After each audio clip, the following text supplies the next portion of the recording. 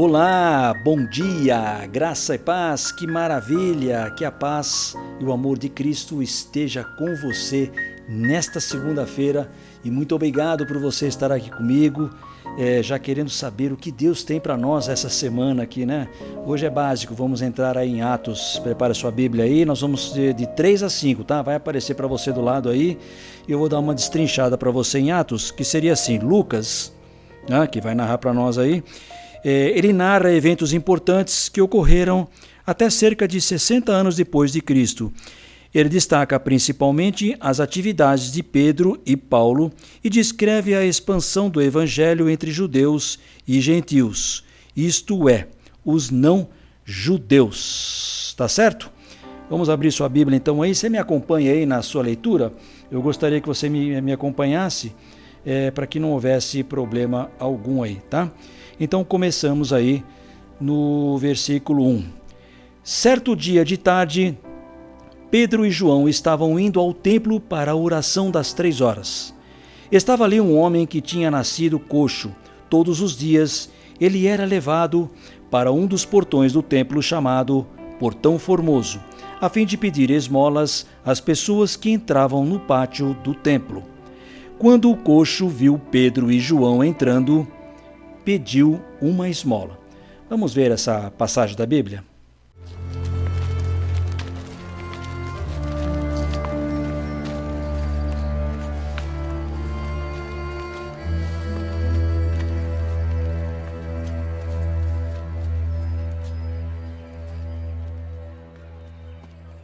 Uma esmola. Algo que possas dar-me. Uma esmola. Olhe para nós.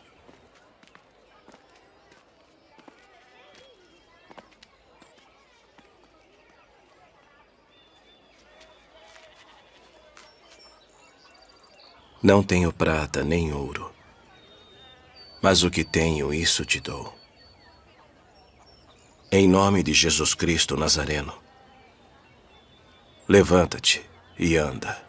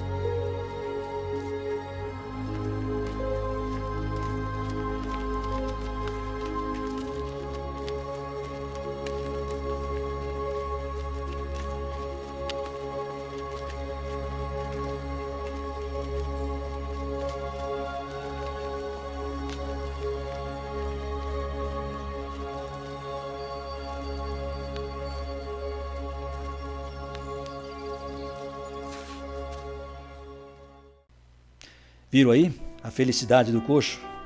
Quando Pedro e Paulo fizeram um milagre, ele voltou a andar. Vamos seguindo então aí no 11, me acompanhe por favor. O homem que havia sido curado acompanhou Pedro e João. Todas as pessoas estavam admiradas e correram para a parte do pátio do templo chamada Alpendre de Salomão, onde eles estavam. Quando Pedro viu isso, disse ao povo: Israelitas, por que vocês estão admirados? Por que estão olhando firmemente para nós, como se estivéssemos feito este homem andar, por causa do nosso poder ou por causa da nossa dedicação a Deus? O Deus dos nossos antepassados, o Deus de Abrão, o Deus de Isaque e o Deus de Jacó, foi quem deu glória ao seu servo Jesus. Mas vocês o entregaram às autoridades e o rejeitaram diante de Pilatos. E quando ele resolveu soltá-lo, vocês não quiseram. Jesus era bom e delicado e dedicado a Deus, mas vocês o rejeitaram. Em vez de pedirem a liberdade para ele, pediram a Pilatos que soltasse um criminoso, que no caso era Barrabás. Vamos dar uma olhada nessa passagem da Bíblia. Haveis-me apresentado este homem como pervertedor do povo. Eu o examinei na vossa presença, e nenhuma culpa das de que o acusais acho neste homem. Eu o remeti a Herodes. Ele concluiu que coisa alguma digna de morte foi feita. Castigá-lo-ei, pois, e soltá-lo-ei.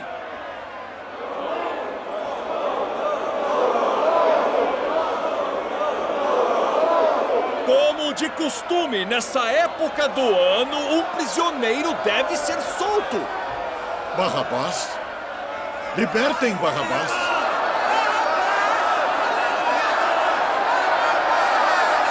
Que farei então de Jesus, que é chamado o Cristo? Crucificai-o! Crucificai-o!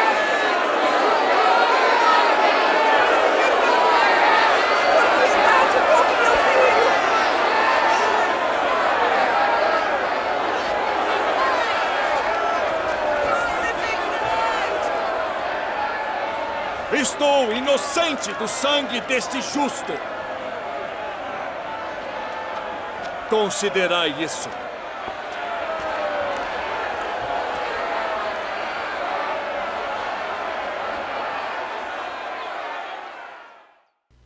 Viram aí o vídeo? Pôncio Pilatos lavando as mãos, se deixando para o povo, e o povo preferiu soltar Barrabás e enforcar Jesus. Seguindo no 15 aí, me acompanhe, por favor. Assim, vocês mataram o autor da vida, mas Deus o ressuscitou, e nós somos testemunha disso. Foi o poder do nome de Jesus que deu forças a este homem. O que vocês estão vendo e sabendo foi feito pela fé no seu nome, pois foi a fé em Jesus que curou este homem em frente a todos vocês. Agora, meus irmãos, eu sei o que vocês e os seus líderes fizeram com Jesus. Foi sem saber o que estavam fazendo. Mas Deus cumpriu assim o que havia anunciado há muito tempo pelos profetas, isto é, que o Messias, que ele escolheu, tinha de sofrer. Portanto, arrependam-se e voltem para Deus, a fim de que ele perdoe os pecados de vocês, e também para que tempos de nova força espiritual venham do Senhor e ele mande Jesus, que ele já tinha escolhido para ser o Messias de vocês. Jesus precisa ficar no céu até chegar o tempo em que todas as coisas serão renovadas, como Deus anunciou há muito tempo pelos seus fiéis mensageiros, os profetas. Pois Moisés disse: do meio de vocês o Senhor Deus escolherá e enviará para vocês um profeta, assim como ele me enviou. Obedeçam a tudo o que ele lhes disser. Aquele que não obedecer será separado do povo de Deus e destruído. Samuel e todos os profetas que vieram depois dele falaram a respeito desses dias. As promessas que Deus fez por meio dos seus profetas são para vocês. E vocês fazem parte da aliança que Deus fez com os seus antepassados, quando disse para Abrão: por meio dos seus descendentes eu abençoarei todas as nações deste mundo. Assim Deus escolheu o seu servo e mandou primeiro a vocês para abençoá-los e para que cada um de vocês abandone os seus pecados. Pedro e João ainda estavam falando ao povo quando chegaram alguns sacerdotes, o chefe da guarda do templo e alguns saduceus. Pedro e João estavam pregando a palavra e falando ainda sobre Jesus, né? Quando vocês vão ver, chegaram os guardas querendo prendê-los, porque eles não poderiam fazer o que eles estavam fazendo, tá? Vamos dar uma olhada nessa passagem da Bíblia? como se por nossa própria virtude ou santidade fizéssemos andar este homem. O Deus de Abraão, de Isaque e de Jacó, o Deus de nossos pais, glorificou a seu Filho Jesus, a quem vós entregastes, e perante a face de Pilatos negastes, tendo ele determinado que fosse solto. E pela fé no seu nome, fez o seu nome fortalecer a este que vedes e conheceis. Sim, a fé que vem por ele, deu a este, na presença de todos vós, esta perfeita saúde. Arrependei-vos, pois, e convertei-vos, para que sejam apagados os vossos pecados, e venham assim os tempos do refrigério pela presença do Senhor. E envia Jesus Cristo, que já dantes vos foi pregado, a quem vós crucificastes, o qual convém que o céu contenha até aos tempos da restauração de tudo, dos quais Deus falou pela boca de todos os seus santos profetas desde o princípio. Porque Moisés disse aos pais: o Senhor, vosso Deus, levantará de entre vossos irmãos um profeta semelhante a mim. A ele ouvireis em tudo quanto vos disser. Levem-no. Vós sois os filhos dos profetas e da aliança que Deus fez com nossos pais, dizendo a Abraão: na tua descendência serão benditas todas as famílias da terra. Ressuscitando Deus a seu Filho Jesus, primeiro o enviou a vós, para que nisso vos abençoasse, no apartar a cada um de vós das vossas maldades. Vamos. Afastai-vos.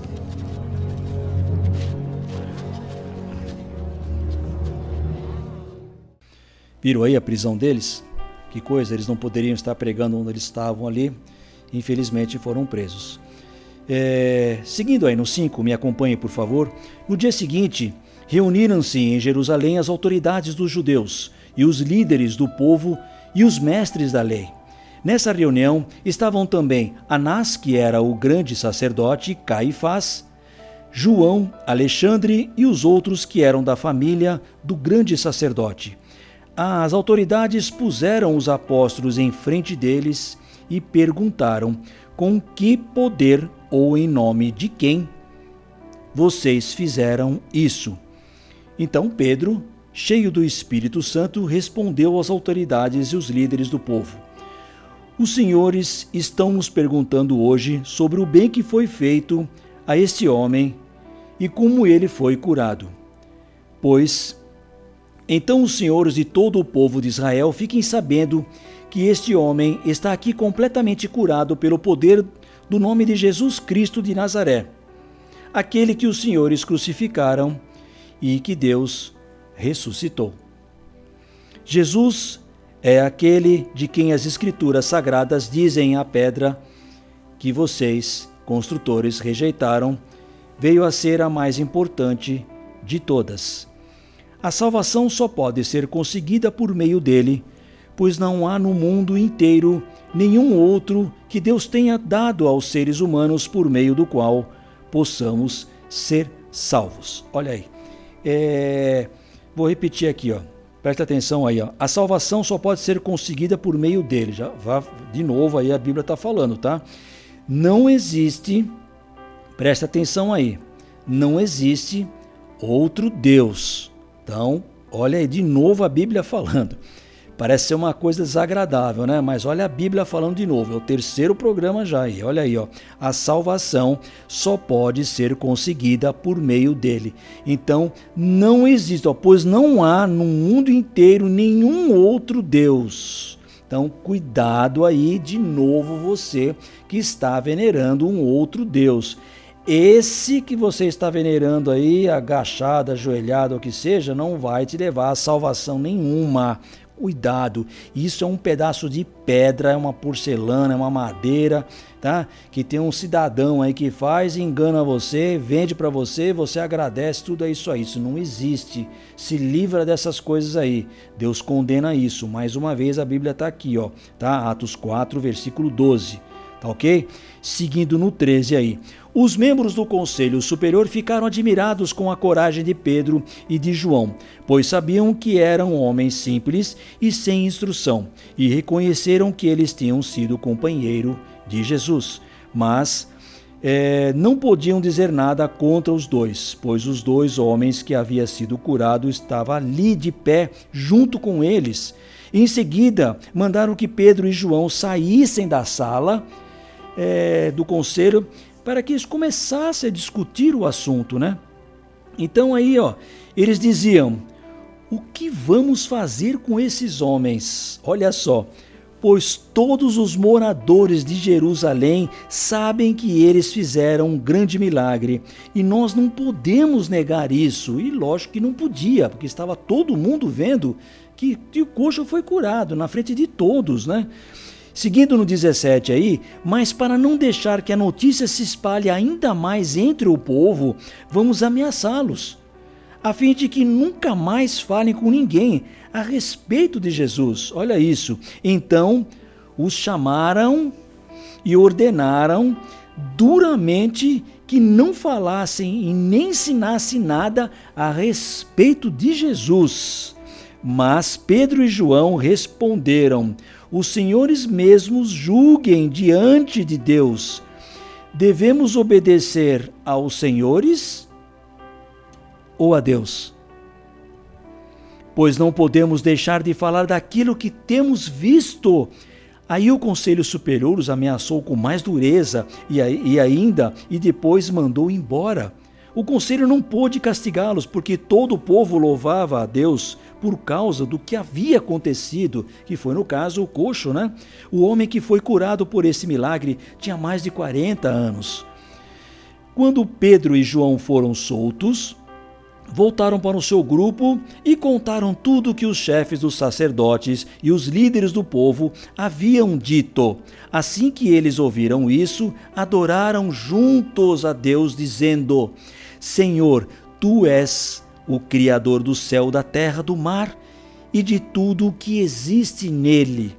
Tu falaste por meio do Espírito Santo e do nosso antepassado Davi, teu servo, quando ele disse: porque as nações pagãs ficaram furiosas, porque os povos fizeram planos tolos.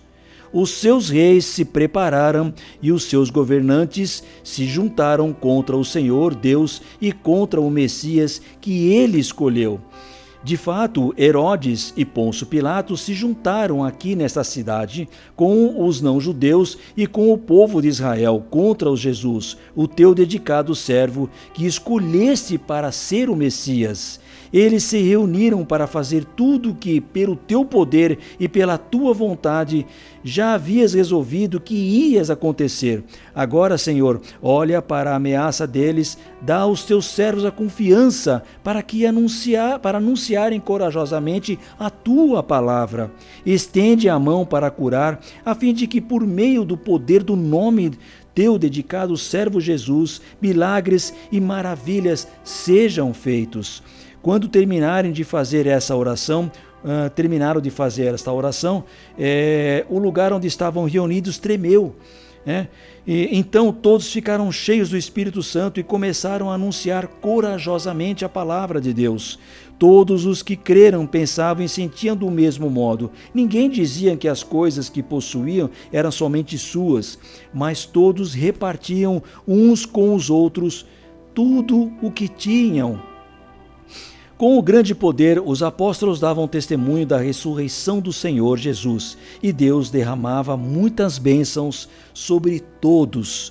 não havia entre eles nenhum necessitado, pois todos os que tinham terras ou casas as vendiam e traziam o dinheiro e os entregavam aos apóstolos, e cada pessoa recebia uma parte, de acordo com a sua necessidade. Foi assim que José vendeu um terreno dele e entregou o dinheiro aos apóstolos. José era levita, havia nascido na ilha de Chipre. Os apóstolos o chamavam de Barnabé, que quer dizer aquele que dá ânimo. Mas agora vem uma história interessante. Olha, preste atenção, que a Bíblia falou agora aqui atrás nos versículos, que quem não respeitasse Deus e não obedecesse seria destruído. Tá ok? Não sei se você lembra aí, uns versículos atrás aí. Olha agora a história de Ananias aqui. Mas um homem chamado Ananias, casado com uma mulher que se chamava Safira, vendeu o terreno e só entregou uma parte do dinheiro aos apóstolos, ficando com o resto do dinheiro. E a Safira sabia disso. Então Pedro disse a Ananias: por que você deixou Satanás dominar o seu coração? Por que mentiu para o Espírito Santo? Porque você ficou com uma parte do dinheiro que recebeu pela venda do terreno. Antes de você vendê-lo, ele era seu. E depois de vender, o dinheiro também era seu. Então, por que você resolveu fazer isso? Você não mentiu para seres humanos, mentiu para Deus. Assim que ouviu isso, Ananias caiu morto, e todos os que souberam do que havia acontecido ficaram com medo. Então vieram alguns moços, cobriram o corpo de Ananias, levaram para fora e o sepultaram. A mulher de Ananias chegou 3 horas depois, sem saber o que havia acontecido com o marido. Olha só. Aí Pedro perguntou a ela: me diga, foi por este preço que você e seu marido venderam o terreno? E ela respondeu: foi. Então Pedro disse: porque você e seu marido resolveram pôr à prova o Espírito do Senhor. Ele queria uma explicação, né? Os moços que acabaram de sepultar o seu marido já estão lá na porta e agora vão levar você também. No mesmo instante, ela caiu morta aos pés de Pedro. Os moços entraram e, vendo que ela estava morta, levaram o corpo dela e o sepultaram ao lado do marido. Olha isso aí, gente. Olha que coisa, que história da Bíblia, hein? Seguindo no 11, e toda a igreja e todos aqueles que souberam disso ficaram apavorados.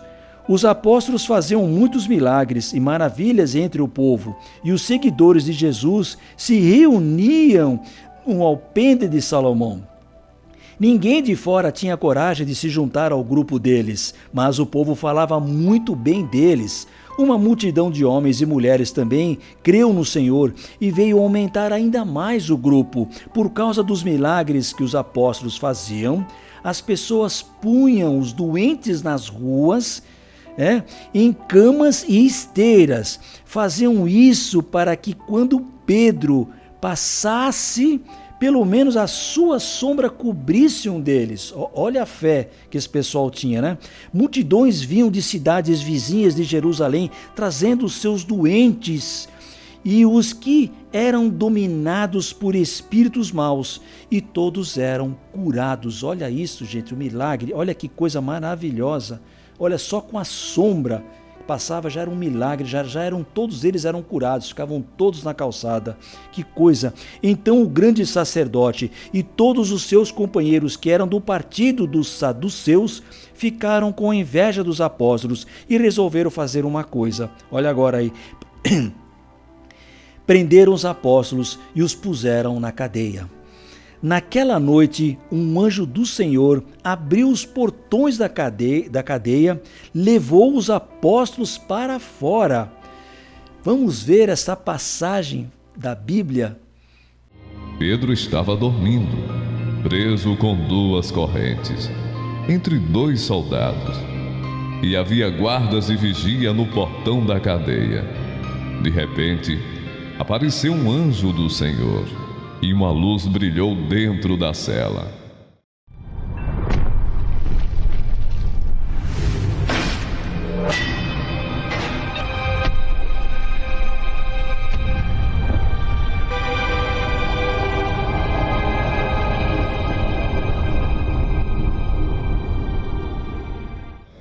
O anjo tocou no ombro de Pedro, acordou-o e disse: levante-se depressa.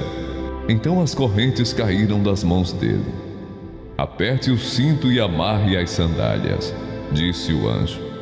E Pedro fez o que o anjo mandou. Ponha a capa e venha comigo, ordenou o anjo.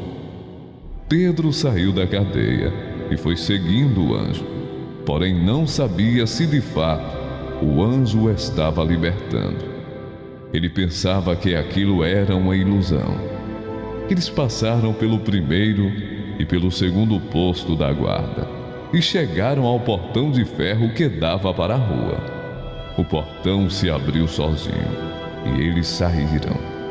Andaram por uma rua e de repente o anjo foi embora. Então Pedro compreendeu o que estava acontecendo e disse: agora sei que de fato o Senhor mandou o seu anjo e me livrou do poder de Herodes e de tudo que os judeus tinham a intenção de me fazer.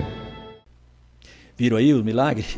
Que o anjo passa pelo corredor, faz com que os guardas estejam dormindo e Pedro e João saiam da cadeia e ninguém sabe de nada. E a cadeia continua trancada. Isso é um milagre, né? É uma coisa assim doida da gente ver, né? Impressionante. Seguindo aí então no 21, me acompanhe. Os apóstolos obedeceram e no dia seguinte, bem cedo, entraram no pátio do templo e começaram a ensinar. Então, o grande sacerdote e seus companheiros chamaram os líderes do povo para a reunião do conselho superior. Depois mandaram que alguns guardas do templo fossem buscar os apóstolos na cadeia. Porém, olha só agora aí, quando os guardas chegaram lá, não encontraram os apóstolos. Então voltaram para o lugar onde o conselho estava reunido e disseram: nós fomos lá e não encontramos, e lá encontramos a cadeia bem fechada e os guardas vigiando os portões, mas quando os abrimos, não achamos ninguém lá dentro. Quando os chefes dos sacerdotes e o chefe da guarda do templo ouviram isso, ficaram sem saber o que pensar sobre o que havia acontecido com os apóstolos, né? Nesse momento chegou alguém dizendo: escutem, os homens que vocês prenderam estão lá no pátio, no templo, ensinando o povo. Então o chefe da guarda do templo e seus homens saíram e trouxeram os apóstolos. Olha isso, gente. Mas não os maltrataram, porque tinha medo de serem apedrejados pelo povo. Depois puseram os apóstolos em frente com o conselho e o grande sacerdote disse: nós ordenamos que vocês não ensinassem nada a respeito daquele homem. E o que foi que vocês fizeram? Espalharam esse ensinamento por toda a cidade de Jerusalém e ainda querem nos culpar pela morte dele? Então Pedro e os outros apóstolos responderam: nós devemos obedecer a Deus e não às pessoas. Os senhores crucificaram Jesus, mas o Deus dos nossos antepassados o ressuscitou. E Deus o colocou à sua direita como líder e salvador para dar ao povo de Israel a oportunidade de se arrepender, receber o perdão dos seus pecados. Nós somos testemunhas de tudo isso, nós e o Espírito Santo que Deus dá aos que lhe obedecem. Quando os membros do conselho ouviram isso, ficaram com tanta raiva que resolveram matar os apóstolos. Olha isso, gente. Mas, agora que vem aí, levantou-se um dos membros do conselho, um fariseu chamado Gamaliel, foi esse que salvou a alma, hein? Que era um mestre da lei respeitado por todos.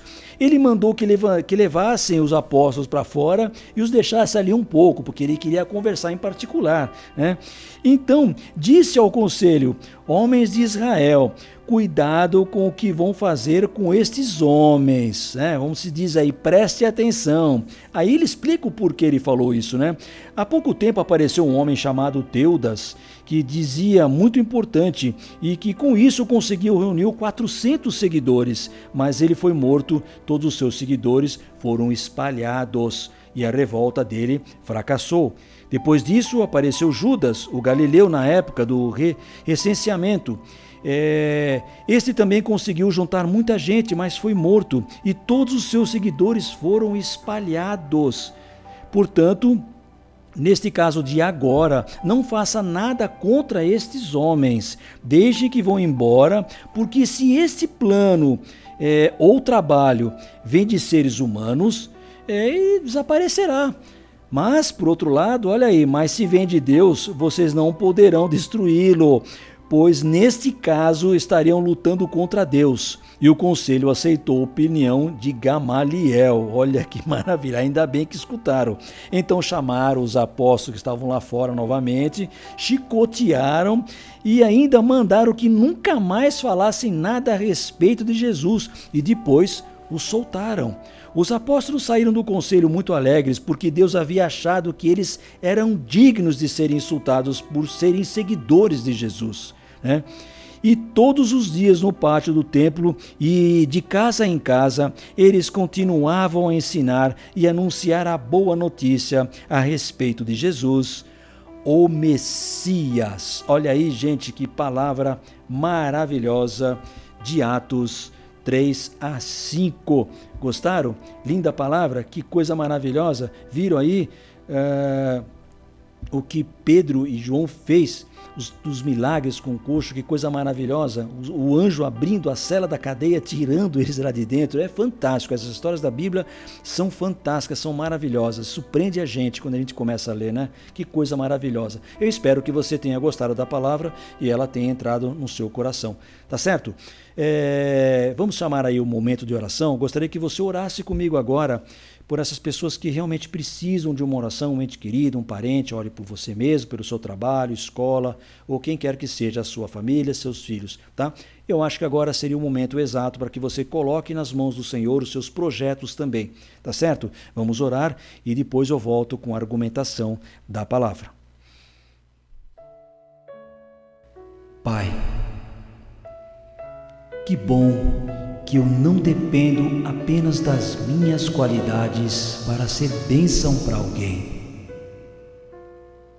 Que eu seja um canal do teu fluir todos os dias. Que através da tua presença em mim, pessoas sejam atraídas a ti. Sei que mesmo com os defeitos que ainda tenho, o Senhor pode me usar quando e como quiser, pois eu tenho o essencial. E em nome de Jesus eu lhe agradeço, Pai. Amém, Senhor. Amém.